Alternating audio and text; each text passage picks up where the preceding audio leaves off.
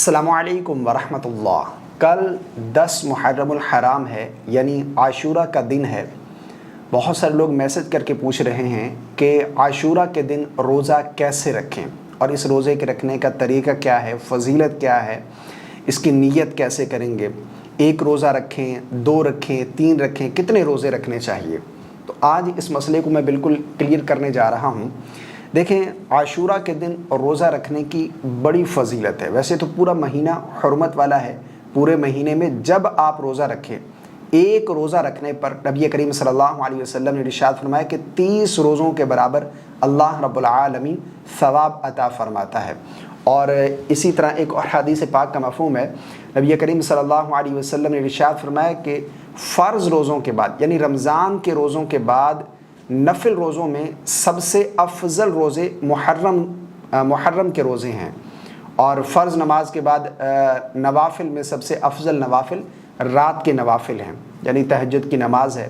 اور اسی طرح خاص طور پر عاشورہ کے دن روزہ رکھنے کی کیا فضیلت ہے، اس حوالے سے مسلم شریف کے اندر روایت موجود ہے۔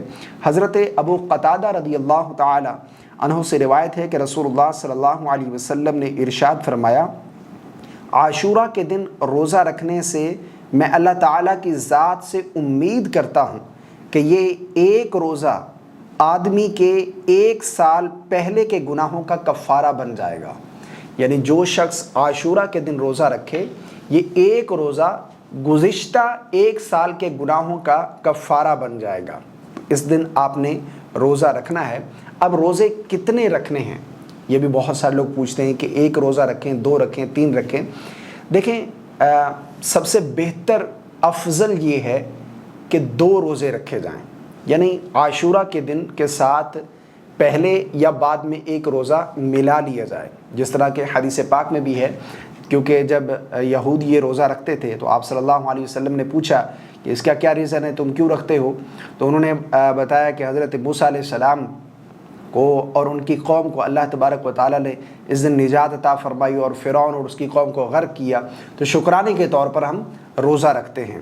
تو نبی کریم صلی اللہ علیہ وسلم نے فرمایا کہ ہم اس کے زیادہ حقدار ہیں، ٹھیک ہے نا، ہم زیادہ حقدار ہیں۔ تو صحابہ کو حکم فرمایا کہ روزہ رکھو، اور فرمایا کہ یہود کی مخالفت میں اس کے ساتھ 1 روزہ اور بھی ملا لو، یعنی 2 روزے رکھے جائیں۔ اب آپ کی مرضی ہے کہ اس کے ساتھ 9 محرم کا روزہ ملا لیں یا 10 اور 11 کا ایک ساتھ کر لیں، جیسے بھی ہے، 3 رکھیں۔ ویسے تو جتنے مرضی روزے رکھیں، فرمایا کہ 1 روزے کے بدلے میں اللہ 30 روزوں کا ثواب عطا فرماتا ہے۔ محرم الحرام کے مہینے کی یہ فضیلت ہے۔ اب 1 روزہ رکھیں۔ اگر کوئی شخص صرف عاشورہ کے دن ہی روزہ رکھتا ہے تب بھی جائز ہے، کوئی گناہ نہیں ہے، اس کا روزہ بھی ہو جائے گا اور اسے ثواب بھی ملے گا۔ ایسا نہیں کہ اسے اجر و ثواب میں کمی آئے گی، ایسا بالکل نہیں ہے۔ اب روزہ جو ہے وہ نیت کیسے کریں گے؟ بہت سارے لوگ پریشان ہوتے ہیں کہ نیت ہمیں معلوم نہیں ہے، نیت کیسے کرنی ہے؟ دیکھیں، انما الاعمال بالنیات، اعمال کا دار و مدار نیت پر ہے۔ اور نیت ہے کیا؟